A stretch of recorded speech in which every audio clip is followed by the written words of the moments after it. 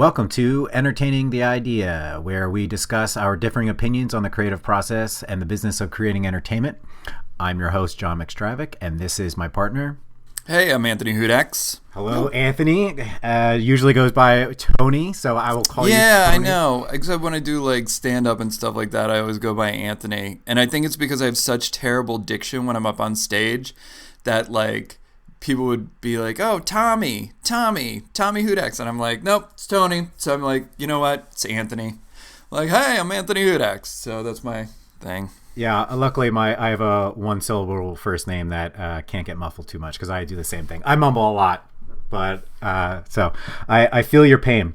All right, so we're back again with episode number 2. Hopefully none of you thought the first episode was a complete dumpster fire, the 5 or 6 people of you who listened, so we'll try to build off of that. All right, well, so then let's start off again. What were you watching this week, Tony?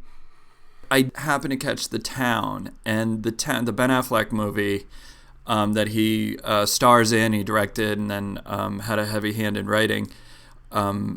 And it's one of those movies, it's one of the few movies that I have that I always, if I see it on television, I'm always going to stop and watch it. It's just like, it's Die Hard, The Departed, anything like that. I stop and I'll watch the whole thing. So I was watching it, and as I was doing it, I actually pulled up the script that I had, because I like doing this as well, where you read the script along with the movie to see how they do different things. And one of the interesting things that I noticed about The Town was there's this scene in it where Ben Affleck, for anybody who hasn't seen The Town, this will be spoiler alert, but what happens is Ben Affleck is a bank robber. He falls in love with this witness to the bank robbery that they do in the beginning, and he starts falling for her over the course of the movie. And then, meanwhile, it's this like fight he's having with John Hamm, who's the FBI guy trying to bring down the crew. So there was a really interesting thing that I saw when I was going through the script while watching it, and it was about the placement of the first time that you meet Ben Affleck's dad, who's played by Chris Cooper, who gets sent up to prison for also a bank robbery gone wrong. And in the movie, Ben Affleck has this long monologue about his hang on, my daughter's going to come in. All right. So anyway, Ben Affleck gives this long monologue to this woman that he's falling in love with that basically talks about his mother leaving and how his dad really didn't care or didn't know how to deal with it. So then the next scene is Ben Affleck visits him in prison, and then he talks about it. So you get this feeling that Ben Affleck talking to his girlfriend brings up these emotions in him about his mom. So it makes him it makes that relationship really strong between him and the girl. In the script, that scene doesn't come until after Ben Affleck is questioned by John Hamm, and he basically says, your father has a long time left on his prison sentence, and we're gonna fuck him, basically. And then Ben Affleck goes up and he does the thing, and that makes it seem like John Hamm got to Ben Affleck. So then that becomes this more interesting thing. And I just found that really interesting that you can have this by changing where one scene is, you change the whole dynamic between two characters. So anyway, I watched that. That was the new thing that I learned from watching The Town for the 500th time. So love it. Go see it. Reading the script while watching the movie is something I always want to do, and I haven't actually done it much because what I'll do is, the reason being is that because I want to watch the movie first just as the movie. Yeah. And then I'm like, oh, wow, I really would like to know how they did that in the script to understand better how to write a certain scene a certain way, because it's like I like how they did that, and I would be curious how they wrote it, and then how does that reflect into the actual filming of it. But I don't get around to it much. But that seems really interesting, because those are the type of things then you find out is that they rearranged something, they changed a big point within the script that finally is in the screen. I remember one of the movies I did it with was the drummer movie with Damien Chazelle. Oh, Whiplash. Whiplash, yes. And I remember reading the script and then watching the movie and realizing how much they changed.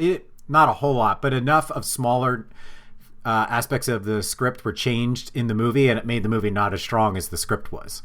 Yeah, well, the weird thing was, in the movie, they cut out the whole... Again, this is spoiler alerts for anybody who hasn't seen Whiplash, but in the script, there's this whole other thing where he goes and starts hanging out with the professor again when the professor's a jazz musician, and he like goes to his house and like he sees that the guy's all sad and that he actually has his drum set that he threw out after he was kicked out of school. Like, it's this really weird thing, and it goes into this really weird dark tangent into this guy's life, which makes you see him get pulled back into the life of like being controlled by J.K. Simmons. And that was really interesting to me that they took that out. And the other thing that was interesting to me about the Whiplash script is the Paul Reiser character in the script is so much more just trying to connect with his son. Yeah. Whereas in the movie, they cut all those scenes out. Like, they cut out the scenes where he's like really trying to understand like what his son is going through and everything. So it isn't, the script feels very much like a fight between Paul Reiser as the father and J.K. Simmons as the mentor and trying to pull them together. And that just isn't in the movie as much. Yeah, they kind of weakened the Paul Reiser character, the father character, and made him look a little more pathetic. And yeah, there was less understanding from that character. And it just, you know, I think that's happens though once you actually film something and there's other aspects you have to take into consideration. But it did make it seem less impactful than it was in the script itself. So the script did read better. Okay. So is there anything else, or is that the main thing that you've seen this week? That was the main thing this week. Yeah. Very cool. Oh yeah. So this week, and we're going to touch on this a little more. I watched the Oscars, which I enjoyed, but that's actually going to be setting up. That will be our main topic of this week. Yeah, so we'll touch on more of that when we get there. I also watched this week. I just started last night. I checked it out. It was called The World's Most Extraordinary Homes. It's a new show on Netflix, which was interesting because these houses are just very extreme climates, and then they're designed within their climates, and they look very interesting. The show is just okay. The hosts are a little pedantic and a little over the top because they're this like quirky British. They're not a couple, but it's this pairing, and it's strange. But the houses look pretty cool to see into a life that I have no idea about. And I also like design a lot, so I find that interesting. Just standard shows, Modern Family, The Middle. But then the other good what I watched this week was Life Aquatic with Steve Zissou, the Wes Anderson movie with Bill Murray. Have you ever seen it?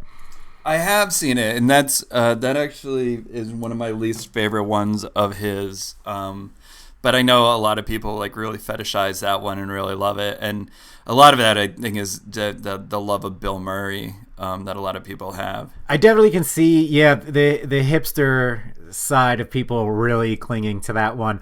I still enjoyed it. I would agree it's not my top Anderson pick, but what I appreciate, he tried a lot of different things that aren't as normal in his movies and seem to stretch out a little bit, and I always appreciate that when an artist tries a few new aspects, storytelling tools, whatever you want to call it. And I liked it in that regard because he was doing that. Some parts were a little slower or didn't quite connect like they usually do. But then there was a moment towards the end of the movie where he just hit on a really great sentimental moment, I thought, when they find the shark. Yeah. It's like a really good moment that it did. The build up paid off that moment when it happened, and I thought that was really good. And it was funny to watch him try out the stop motion because he was then did the Fantastic Mr. Fox, I think, right after that. But you could see him dabbling with stop motion with that first in small little scenes because they made it a little bit more of this fanciful world as far as like the sea creatures that they have in the movie. So they played with that and made them use the stop motion for that. But it looked all really good. I thought it looked great in Wes Anderson style. Wes Anderson has one of the best like eyes and style I think out there, and I loved the Royal Tannenbaums, and I mean I even loved Bottle Rockets like back in the day. Like that was one of my favorite like indie movies. I was like, oh my gosh, this is so amazing, and it's like the birth of the Wilson brothers and everything. But Royal Tannenbaums will always be my favorite of his. I just think that movie is so spot on, and he's so good at creating these really touching and poignant moments between really bizarre characters. And I think the only other people that I can really see do that consistently well are the Coen brothers, where you get these really touching moments between characters that you're like, You know, like they're not like anybody you would know, but they're so good. Yeah, and he does a good way of setting them all up, and you kind of know what you're getting into at the beginning of a Wes Anderson movie, but it's his style, the way he sets it up, because I'm not usually big on a narration, but he uses it very, very well to set up the characters because they are so bizarre, so he's able to set the scene with them, and you are able to get attached to them quicker in a normal way that would take a lot more smaller scenes to get you into where you need to be, but which is why it's cool. And just aesthetically, the style that he uses with his dead-on shots and everything is very symmetrical. I just enjoy that because you don't see that too often. It reminds me of Paul Thomas Anderson as well. Yeah. Does a lot of that. But so I liked it. Again, it's not probably my favorite Wes Anderson, but again, I enjoyed it for him trying a few different things that he does in his storytelling ways. So that was what I saw this week. Moving on then, let's get to the current event topic of the week. And the news story that I saw this week that I thought it was interesting we could dive into a little bit was the MoviePass CEO. And the MoviePass is that subscription service where you pay, I think it's down to $10 a month, and you can see as many movies as you want a week, with the one caveat being only one movie a day. But you can go to practically any theater in the country and just pay for it with this MoviePass, and they take care of it on their back end, and for $10 a month. So what happened this week, though, was that their CEO came out at some sort of conference or meeting of people within this field saying that they also, with their app, you have to use the app to buy their tickets, the movies you want to go to. They also track you before and after the movie, so they know how you get to the movie, when you leave to go to the movie, what you do after the movie. Do you stop at a bar? Do you stop at a restaurant? Do you do something else? Do you go straight home? And the whole pitch is that they're gathering all this information about their customers so that they can then bundle this up and either sell this information to like advertisers or bundle it up and create their own fuller experience. And it's not just the movies anymore. And so now there's been a lot of debate going on about this. I find it completely creepy that a company is still following you when you're not using their product actively. I have a big problem with that. And then there's other issues of like, how viable is MoviePass overall? Is it okay to trade? I mean, if you're only paying $10 a month, of course you're going to be trading off something else because that's not a viable business model. They're losing money on that side of it. So what are your thoughts? Listen, we're in the future. You know, I am happy to be in the future with all this stuff. And with that trade-off comes our smartphones. And our smartphones are smart and smarter than us. And they're tracking all of our stuff. It's just what you do. There's no such thing as a free lunch. If you're paying $10 a month to go to one movie a day, and you can see 365 movies a year if you want, for $10 a month, yeah, they're going to be tracking your other information. Like, this isn't, to me, I'm like, yeah, of course. Like, Facebook is listening in on what you're doing. Yep. Like, Google is tracking what you're searching. Uh-huh. Like, this is welcome to the future. Like, either get on board or stop using your phone. Like, you can just go to the store and buy a burner phone and just use that and have the same phone number. Pay $50, put your minutes on there, and have a phone. But everybody wants to pretend like, oh, I want all this cool stuff, and then it's not going to be a thing. Yeah, people are tracking you. They're tracking your every move. Like, your privacy is gone. So, I mean, if you want to use it, this is what you're doing. I have no problem with it, personally. Like, you know what you signed up for. Is it something that you would sign up for? I do. I use it. You have MoviePass? Yeah. Yeah, we literally live 2 blocks from a movie theater. And I use MoviePass all the time. If my wife and kid fall asleep early, I get up and I go to the movies. Like, I'm probably going to see Red Sparrow tonight because I know, like, my wife's been, like, running around all week. My daughter's tired. They're probably going to be in bed by 10 o'clock. And I could sit around and try and figure out what's on Netflix or what's on Hulu. Or I can, like, walk up the street and, you know, watch Red Sparrow. So, like, good. It'll track me. It'll be like, oh, look at 10 o'clock. I hope it even is like, look at, he's a little tipsy. I can tell that he's kind of wobbling a bit.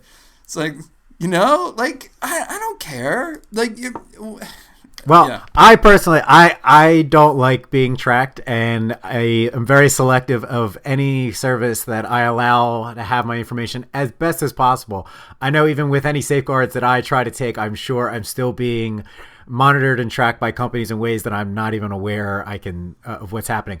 But that being said, I'm aware of this, and I always figured for $10 a month, I mean, there's going to be another shoe that drops at some point where you start finding out that they have another way of making money, and you figure they're selling information. They've kind of been upfront about that. They're not necessarily hiding that.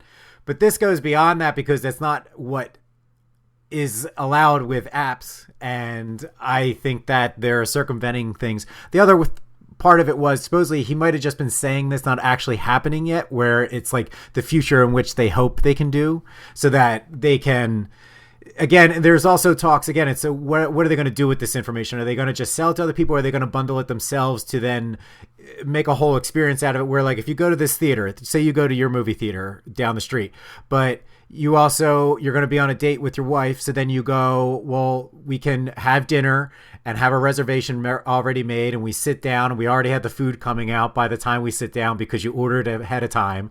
And then you have a quicker dinner and then you're able to get to the movie. And then you already have your popcorn and your sodas or whatever, your alcohol that you want ready for at the theater. So that's the questions of like, is this another way to make this a bigger experience that they're going to be selling to you? Oh, come on. This is all just, it's hooey. Like, they're tracking you. Apple's tracking you. If you want to use smart technology, you're going to be tracked. If you don't, like, that's the thing, is you can totally opt out. I mean, people are saying this like it's this big revelation, or that this is like people are losing their minds over this as if it's like a thing. It's not. Okay, let me just back up.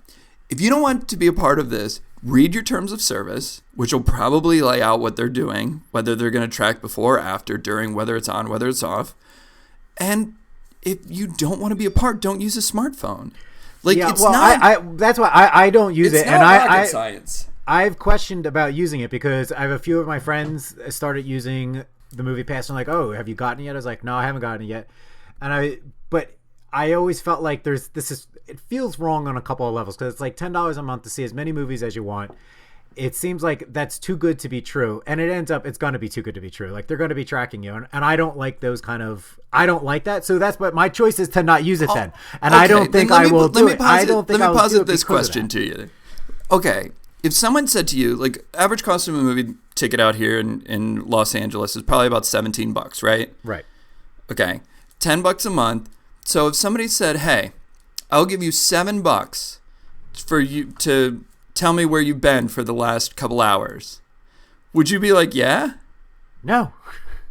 I would. I'd be like, sure, give me your $7. I value my information of whatever that info is, that it's worth more than what the service, the value I get out of any of these type of services. That's why I don't use Google. I don't have Google. I don't use Google. I don't have a Google account. I don't use Google Maps.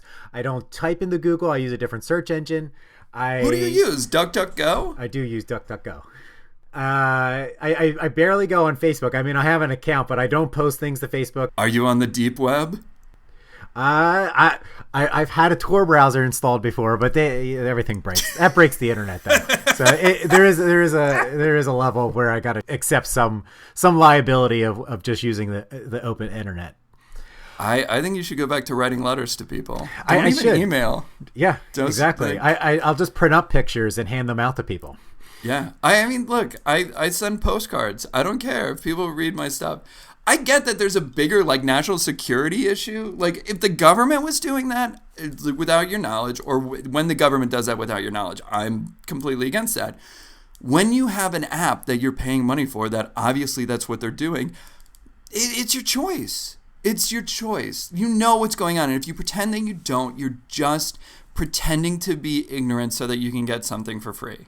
Okay. All right. Well, moving on from just the privacy aspect of it, do you think you have it? So you think that MoviePass as a business is a viable business, and it's also, do you think it's good for the movie theater industry as a whole? Because there's been a lot of pushback from the movie theater chains that they don't like this, and it's kind of confusing. It's not exactly purely understood their base argument of why these aren't good. It's just that it seems one argument, it seems that from what I understand from reading things, is that it's devaluing the overall experience of going to the movies and makes people think that it should be cheaper and should be like near free. Where do you fall in on that? No.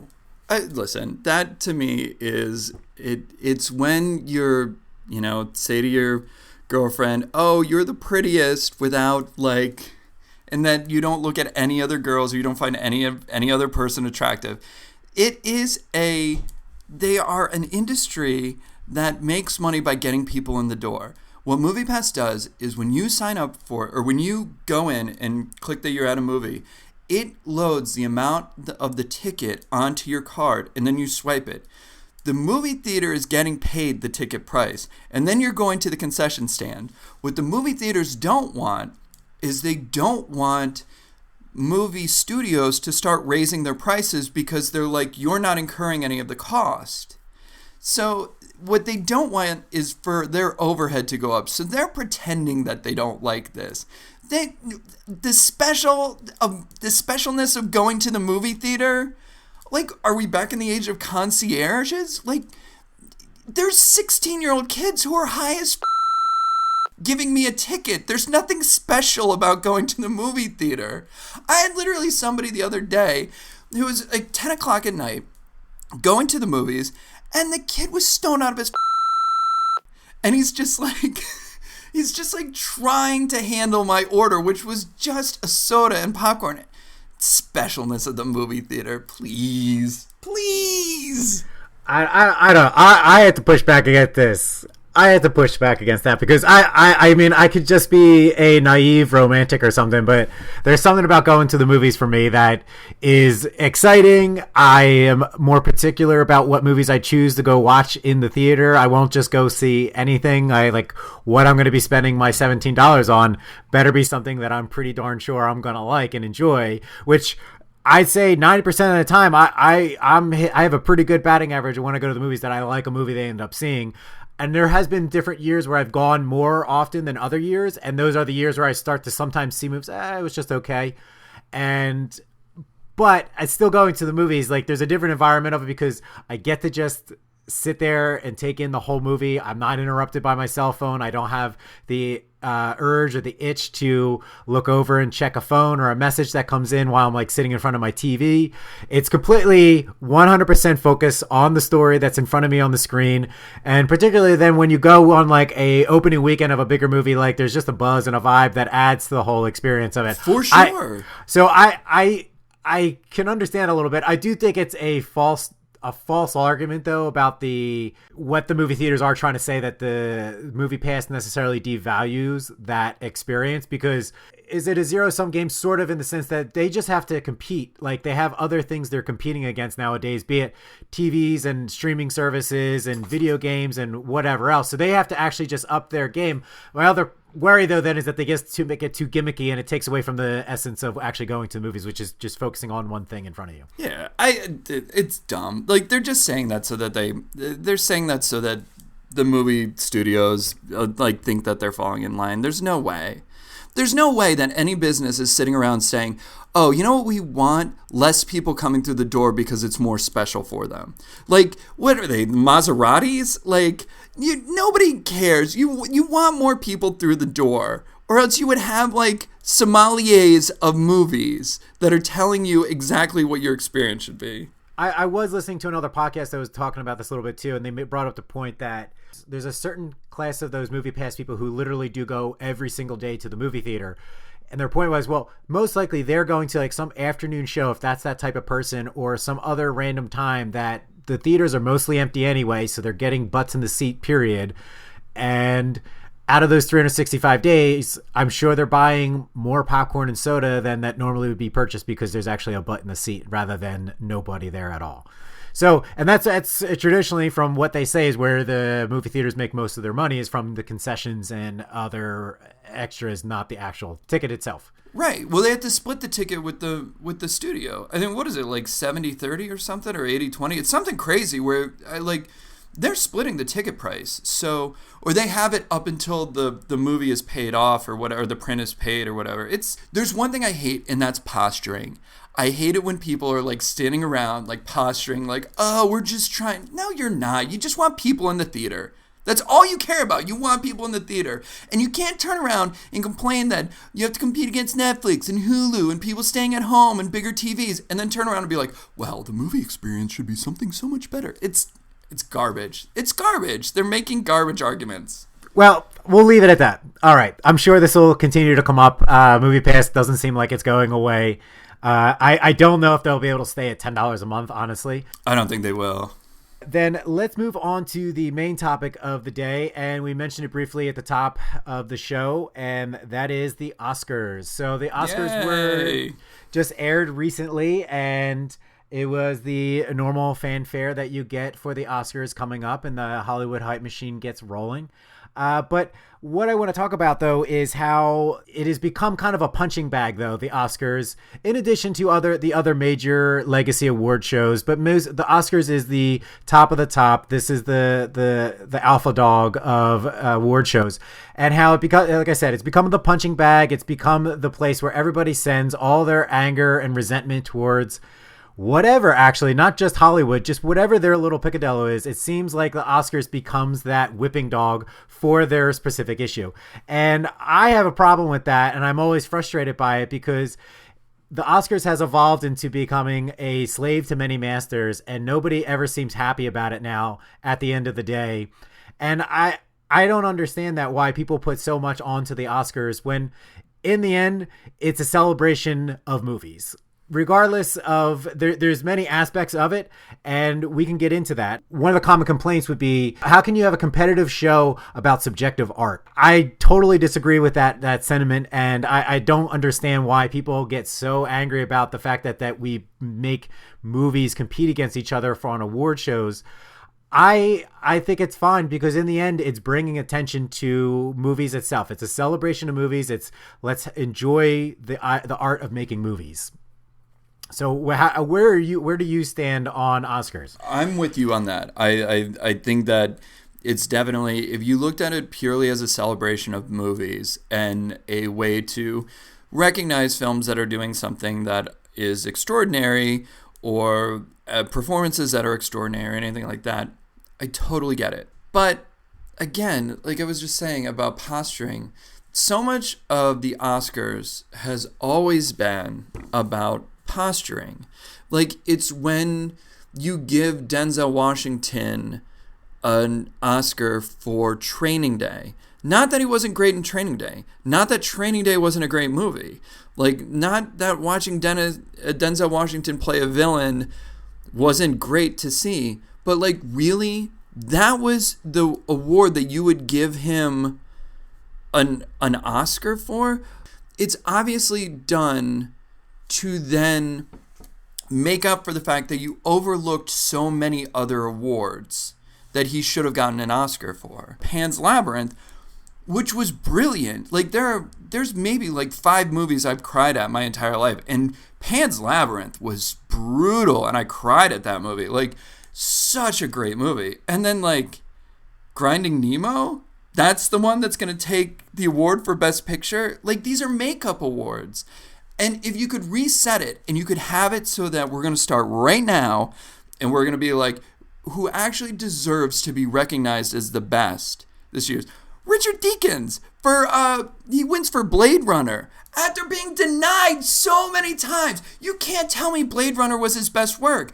The man makes beautiful, beautiful pictures. Like, I know. I was pretty shocked that it was his first. I was shocked that was his first Oscar when they announced that. But, like, that's obviously a makeup award. They're like, people are like, holy crap, he's never won? Why are we not throwing awards at this guy? And that, to me, is, like, just insane. It's bonkers to me. Like, Baby Driver lost for editing. And if anybody has seen Baby Driver, the fact that it did not win for editing as the best edited film of the year is crazy. Go research what they needed to do to edit that film. They were editing in real time on set. That's just nuts. And it's like, well, we have to give it to Dunkirk. because it's a giant movie that deserves awards. This is my frustration of the Oscars, is it's just all made up posturing. All right. My counter argument to that is, who cares? Like, what does it matter in the end of the day who actually wins, what they actually win for? I think that in the sum of it, it's just about the idea that you're calling attention to movies in general, then the movies themselves that represent the current climate of what movies are. You look at the movies that were nominated back in, say, like, I'm just picking a year, like 1992, whatever those were. That's just an encapsulation of the type of movies that were being made in that year and in that era. And it's the same thing that you could say for now, like what is being nominated today, what is winning today. I think it's more important to look at the nominations than you do the actual who wins the awards, because those awards are given out mostly because of behind the scene politicking of all these, industry types. They're not all based purely on merit. And I'm not saying they are. And I understand. There are makeup awards that they do. Like Martin Scorsese, it took him his entire career until like 3 or 4 years ago, whatever the part it was, to actually win a Best Directing, which seems crazy. But is Martin Scorsese hurting because he's never had an Oscar? Like, has his career been sidetracked because he hasn't won an Oscar? Who cares? And it's like, is there maybe somebody that particular year that deserves it more if you're going to go in a purely sort of objective, subjective way? Sure, I guess you can make that argument, but again, everything is subjective anyway, so who cares? But that's the thing, and that's where it gets me, is because you can always hide behind the thing of it's all subjective, so you can't tell. Can you really say that, Willem Dafoe did a worse job acting than Richard Jenkins? Nobody can make that argument. Anybody who was nominated was giving great performances. Like, even Margot Robbie in I, Tonya, it's great performance. I particularly don't like this revisionist history on Tonya Harding, but she did a great job. She did an amazing job, and she should be recognized for that. But then to be like, okay, well, someone objectively did a better job acting, I get is crazy. So don't posture it that way. Don't pretend that this is a thing. What you're talking about, this celebration of movies, that's called the Golden Globes, and we already have that. So let's all go to the Golden Globes, where we can just go, and it's obviously bought and paid for. When you have stuff like Get Out put in for Best Comedy. I mean, Matt Damon win for Best Comedic Performance in The Martian. Because why? Because some studio wanted a Golden Globe for Matt Damon. Don't make it a competition if it's not a competition. But I'm not saying it's not a competition. The reason is that you have to have an end game, though. If you can't just nominate, that's just then like critics' best movies list at the end of the year. At the end of the year, there's always a bunch of those kind of lists. So that's fine. But then that's it. So the whole point of actually awarding an award gives a bit more finality to it. And the thing is, though, is that all it is marketing. It's all a marketing bit for everything, though, but it's marketing for the movies. It's marketing for Hollywood as a whole, as the whole myth of Hollywood. It's a marketing for these individual creative types, be it actors, directors, these editors, whoever they are. It's still marketing themselves then also, which I don't have a problem with, because it's a business of show, and you are your product in a lot of these categories, like specifically the front-facing ones being actors and directors and those types. You're showing yourself off. I mean, and then you could even extend it to the red carpet. I mean, you're showing your best self and the self that you want to show to the world. It's an extension of it all. It all kind of works back into itself. I have no problem with it being a marketing. They are just marketing Hollywood as a whole, and then you break it down into the smaller categories as well. I don't have a problem with that. I don't have a problem with it either. I don't have a problem with it being marketing. Let it be marketing. But there is no reason why you can't just have the Academy of Motion Picture Arts and Sciences be like, these are the top 10 films that we would like to recognize for the year. And then say why they recognize this. These are the top 5 performances that we'd like to recognize this year as standing out in some way. And just say that. But then to put on top of it is and there's going to be a winner. And it's you know what? Who cares? Who cares who wins this thing?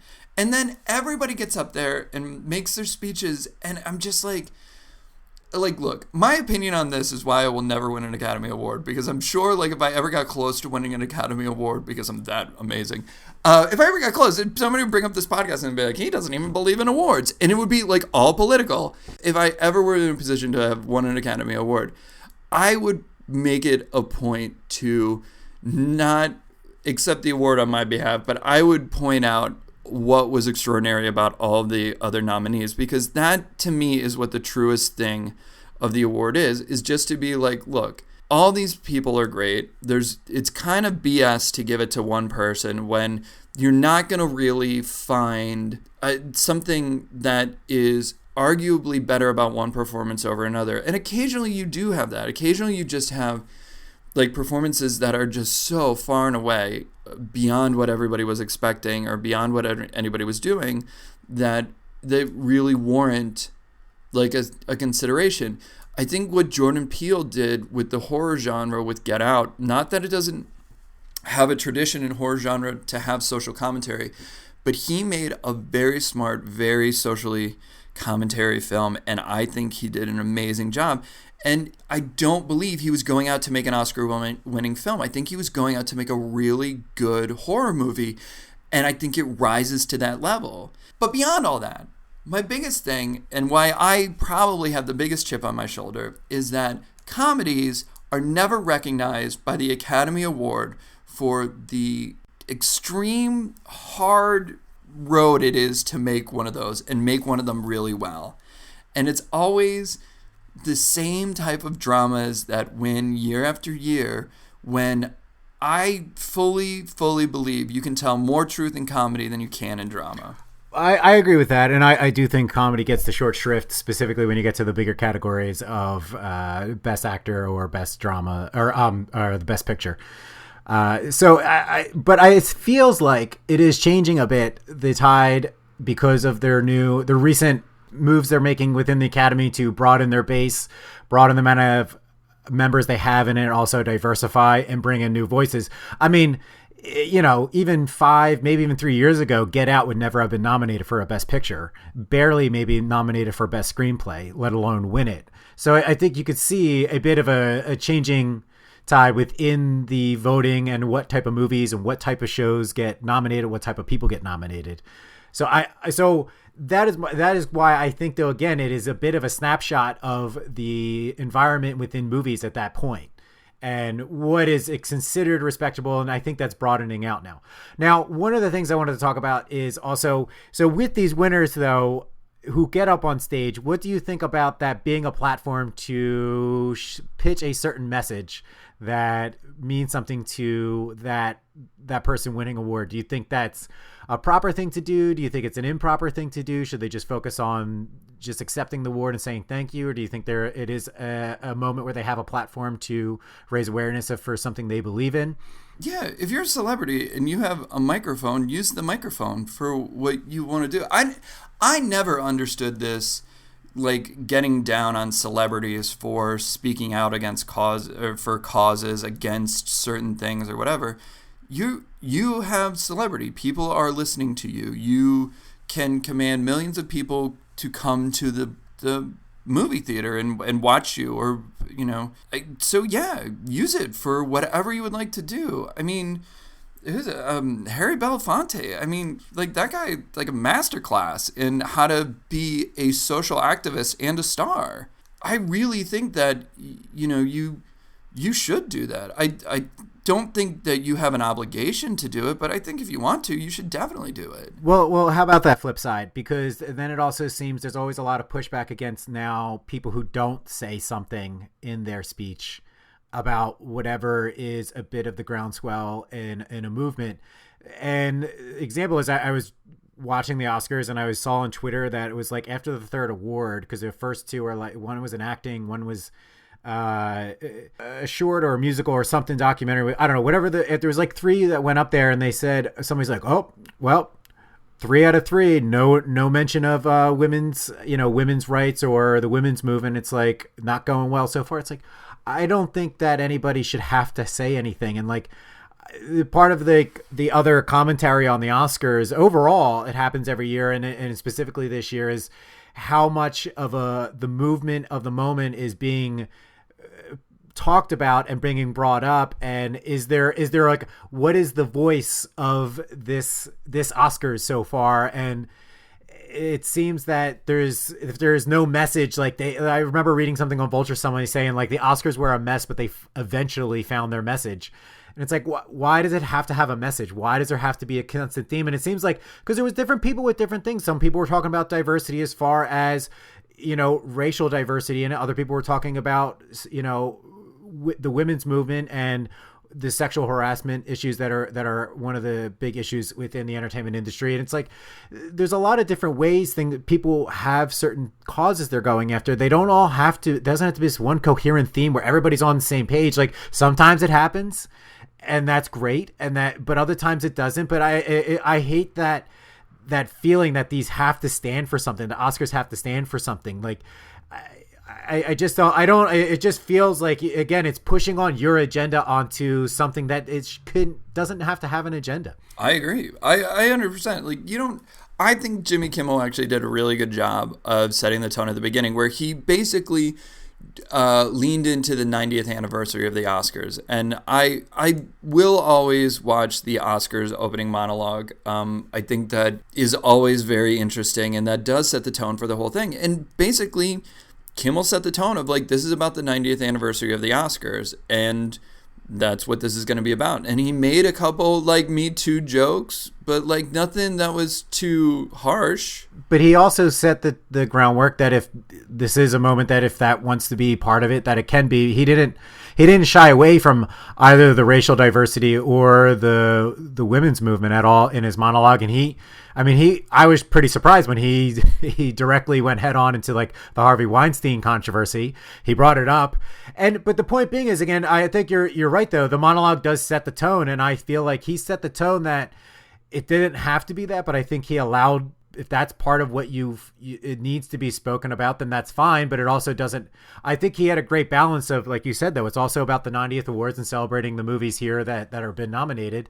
And I think that's just what it should be. And whoever brings up whatever they want to talk about on their platform, if they win an award, that's absolutely fine in my opinion. But it also doesn't have to be every person have to get up there and stick to this script of what we're going to be talking about. What's the theme of this year? There doesn't have to be a theme. It can be whatever everybody individually wants it to be. If it all coalesces around one thing, great. If not a big deal. Right. I fully agree with that. I mean, Time's Up, Me Too was a big thing this year, and you're going to have to recognize that. But at the same time, the problem with the Oscars is that it ends up being schizophrenic, because at one point you're like, okay, this is an individual award, but like also you have to fall in line with the rest of the group. Like, all right, if we're going to say the Oscars are a big deal, then when somebody wins their first, like when Sam Rockwell won his first Oscar after turning in amazing performance after amazing performance, I mean, him in Moon is crazy good. And him in The Way Back is just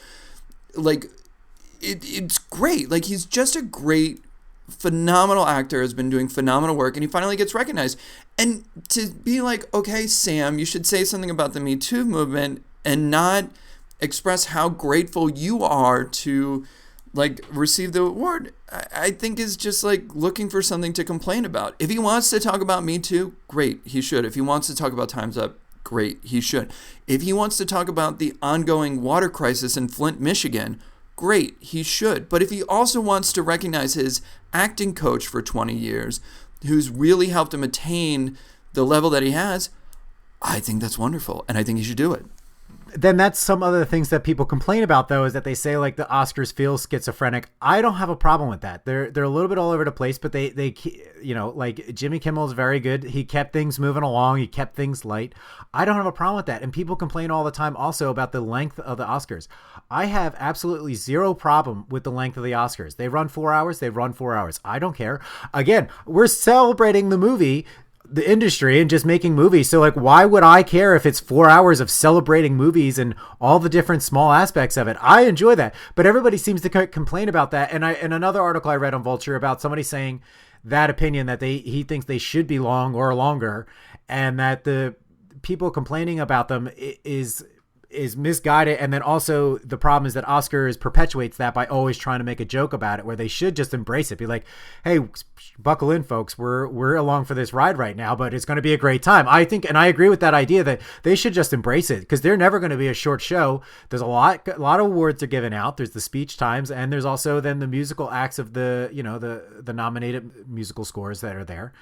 But enjoy it. It's a show. It's entertainment. Like, I don't understand why people get all cranky about it. And sure, there's a very, very, very simple reason why everybody gets cranky. And that's because no matter what, you have a deadline. And you got to get an article written, and you got to get it on the website, and you got to get it out in print, and you need to hit that deadline. So you got to write about something. And if you want to complain about how long something is, or you want to complain about like what people are saying, like, if you really read articles the next day about the Academy Awards, start to notice that roughly most of the things people talk about happen within the first hour or so of the show. And then everything else is sort of like tacked on, because you have to write the article and you have to get it out and you have to have a fresh take so that people talk about it, so people have more clicks. Nobody cares how long the Oscars are. So you think that's more of a fabricated thing amongst just entertainment and news writers? They just... Yeah, you got to write about something. So why not about how long the Oscars are? Why not about the fact that, you know, so-and-so didn't mention, like, Me Too? I get annoyed with posturing, and it's like when Jimmy Kimmel talked about Harvey Weinstein being kicked out of the Motion Picture Arts and Sciences, that is a great thing. They obviously should have done that. But you know what? He got kicked out this year, and everybody knew what he was doing.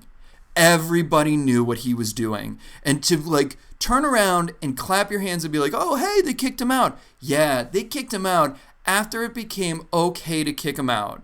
Like, that to me is the biggest just F you to anybody who was ever assaulted by him, that was like, we'll kick him out when it's convenient for us to do so. After the Weinstein Company isn't turning out Oscar-winning movies, then we'll kick him out. After he sold Miramax, that basically was the name of the indie film movement, then we'll kick him out. I totally accept that there is elitist, smug attitude among many people in the entertainment industry, that they are ahead of the curve and that they fight for people's rights and such like that. And there's definitely hypocrisy within the ranks. But I don't think they're any different than any other business, outside of that they sometimes try to tub thump that they are crusaders for betterment of people, when they fall into the same trappings that any other business does. Every big business type of industry has these problems, say, with sexual harassment. So I'd say that's the biggest problem, is that they sometimes try to be as if they're the good Samaritans in all this and they're the ones that are above it, where they're not. But again, see, this is my problem. This is where comes back for me, where the problem comes. Everybody then expects the Oscars to be this resounding pushback and moment and of clarity and total, purging of everything. But then, there's too many people putting on too many of their issues onto the Oscars, that they should do this, they should do that, they should do this, they should do everything. And when they don't get a little bit of that from the Oscars, then all of a sudden it's a mess. They're outdated, or this is just a farce. And add on the idea that we were talking about earlier of, whether an award show is even a good idea for a subjective industry. Everything is subjective within it. Again, I just think in the end of it, just look at it its purest form. It's an advertisement while also being a celebration of everything that's good in the movie business, not everything that's bad. And you can bring it up and you can call it out, and you can use that as those moments to call out hypocrisies or issues that you think are worth talking about. But to just blanket call it a farce, to me, is just, you're totally missing the point, and just using it as a folly for what your little picadillo is. I agree. I agree that you can't turn around to the Oscars and say, well, it's not the Oscars I would have wanted, so it doesn't count. I would rather more people get recognized and have less top awards handed out. But I know it's a thing now. Like, you can't humans are meant to be competitive. Like, so whatever. I'm going back to this, and I'm kind of, I think, going over this a little bit more, but I didn't bring up this one specific point. But you are still recognizing movies that normally would not have been recognized. Now, I'm not saying this happens all the time, but like William Dafoe is nominated in the Florida Project. Would you know what the Florida Project is if William Dafoe necessarily wasn't nominated? Would you know? Because it was the guy who did Tangerine. He shot a whole film on his iPhone. Right, but that's us. But that's us. That's us. You would have to know who would. But that's us within the entertainment industry. We're more in tune to this. But I'm saying just more casual, everyday moviegoers that don't follow the every ups and downs on deadline of the movie industry wouldn't know what that movie is. Or even Moonlight last year. What would you even know what Moonlight was unless it was nominated, let alone won Best Picture, where you get a bigger audience? This is why I say it's more of a marketing ploy than anything. That the reason it becomes sort of political is because, especially these smaller movies and independent production companies, they know that if they can get an Oscar nomination, that is free publicity to them, to an audience that normally their normal ads and marketing wouldn't reach. Because the fact that you're nominated puts you more on a radar of a more casual movie-going audience, and there's might be people just like, oh, well, that movie is nominated for Academy Award. Let me go check it out. That won the Oscar. Let me go check that out. I'm sure that Moonlight's uptick was much, much more than if it was never even nominated. Isn't that? But isn't that to me it takes away all of the negatives that you could possibly say about the Oscars, because you're shining light on things that normally that the works of art that nobody would have known about. I don't think that takes away all the ills. You can't say that just because it does some good that it like magically becomes this canonized thing that can't be criticized. Like, but what is so bad about the Oscars though overall? Like, what is it? What's bad about the Oscars then? To me, the worst part about the Oscars is just the fact that you are claiming to hand out the best something in a completely subjective arena. And a lot of it isn't even the best. Like, it isn't even like you could go back in a historical way and look at, like, okay, this was the best performance as judged by whoever, like the Academy of Motion Picture Arts and Sciences. This is the best performance from 1965.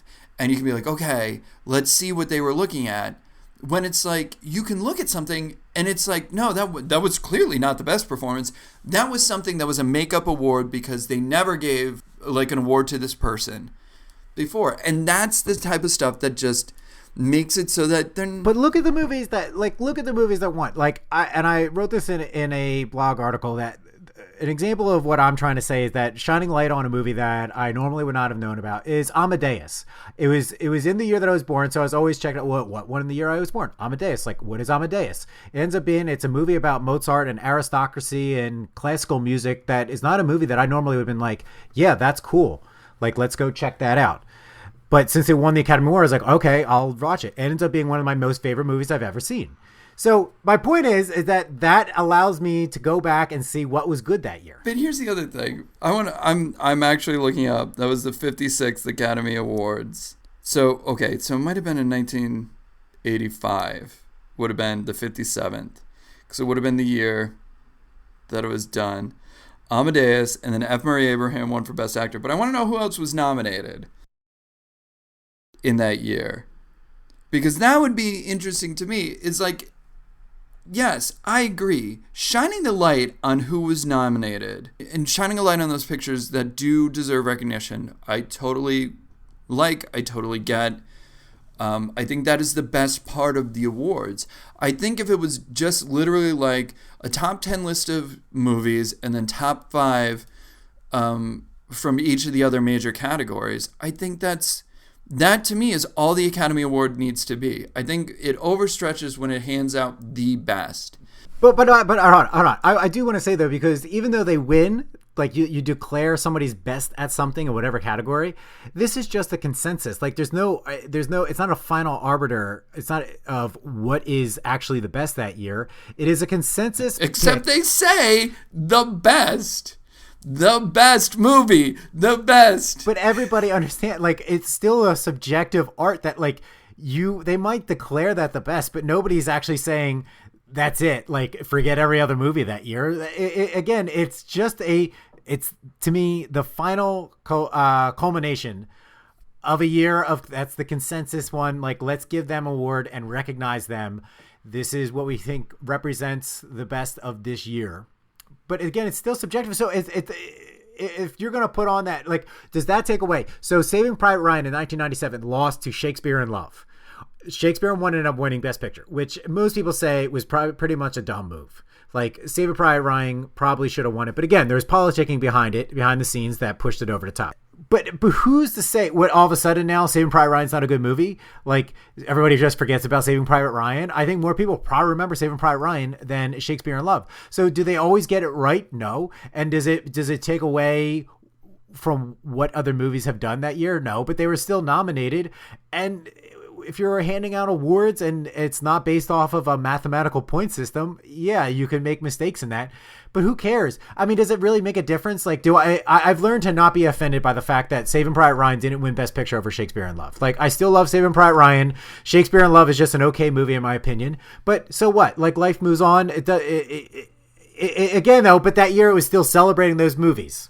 First of all, if you're offended that Saving Private Ryan didn't win, you really need to, like, step back and take stock of your life to just realize that, like, these aren't that important outside of, like, the industry that we are in. But the problem is, listen, as somebody who is a student of comedy and loves comedy and pursues comedy, like, I bristle at award shows on principle. And basically it comes down to the fact that, and this could be sour grapes, and I will totally own that this may be entirely sour grapes. They don't recognize comedies. They never recognize comedies as anything more than just, like, entertainment, when they are some of the best movies that are made every year. Now, granted, this year was not a big on heavy-hitting comedies. There were not a lot of good ones. But the fact that you have to go back to something like, you know, Some Like It Hot before you're looking at, like, comedies being nominated. Like, Juno wins for Best Screenplay. Like, and it was nominated for, like... Well, but I read it in another article about pointing out some of these things. And they did used to say in the past, Best Original Screenplay was a good bellwether of a film that's outside of the normal way the Academy looks at certain movies, that they recognize that it's really good, but they can't take themselves to give it a Best Picture, which I'm not saying is not a problem, but there was a recognition that you watch the original screenplay category, which is usually where they will hand the award out to something a little bit less mainstream, but that is recognized as something really good. Get Out, I think, fits into that mold this year as well. But again, it's recognized, but it's still recognized. It's still recognized. For sure. Okay, I want to challenge you on this one thing, and to your point that it's just all about recognizing films and it doesn't matter, and it's just, you know, whoever wins Best Picture, whatever, sometimes they get it wrong, that it's all the same and just being nominated is its own reward. I want to know if you can name any of the other movies that were nominated for Best Picture in the year that Amadeus won. Because you were talking about it, I did look it up. But I don't know any of the other movies that were nominated. Like, I don't actually know what they are. Oh, you do. The Killing Field is amazing, but it's Passage to India, Places in the Heart, and A Soldier Story. A Soldier Story I've never heard of, and I probably will have to go look that up. But The Killing Field is one of my favorite movies. And that to me, like, not that Amadeus is a bad movie. I love Amadeus. It's so good. I think F. Murray Abraham as Salieri is so, like, brooding and so intense. And, like, he gets so, like, the anger that man can just hold in his body while trying to be so proper is just... And he won Best Actor that year. Winning Best Picture puts you in a different category, and that puts you in a place where you're held up above the rest of the things that are nominated. And to me, that's where it goes wrong. You should just be nominated. Like, and let it be at that. And I think if that were a thing, I would be like, yeah, I'm fine. I don't care. That's my 2 cents. All right. Well, obviously we'll not change each other's opinions on this one. I just want to say that I love the Oscars. I love the pomp and circumstance. I love the history to it. and I enjoy all of the celebration of film that the Oscar entails. But I enjoy the Oscars for what they are, and that's a celebration. I mean, and that's fine. And I totally appreciate that. And I love me some dance movies. So, watching a good song and dance at the Oscar, I'm all for. Absolutely. All right. So let's wrap up. Did you have any trivia for me this week? No, I actually I was really derelict of doing anything that was super. The thing that I'm looking forward to in this coming week is Altered Carbon on Netflix. I'm gonna probably binge watch that one. I heard that was really, really good. I've heard nothing but great things about it. Speaking of Blade Runner earlier in the thing. And then also there was this new movie that popped up on Netflix called Mute. Have you seen the ads for this? I've seen the ads for it. It's with Paul Bettany. Paul Rudd. Yeah, it looks interesting. They look both. Altered Carbon and Mute have a similar aesthetic and setting. It seems like in the future, a little more dystopic future. But I've seen both. I've seen the ads for both. Altered Carbon, doesn't really pique my interest, so I'm curious to see how you feel about it once you binge watch it this week. So let me know. So is that what you're calling your attention to? Is that your spotlight of the week of those two shows? Yeah, so I'm checking those out this week.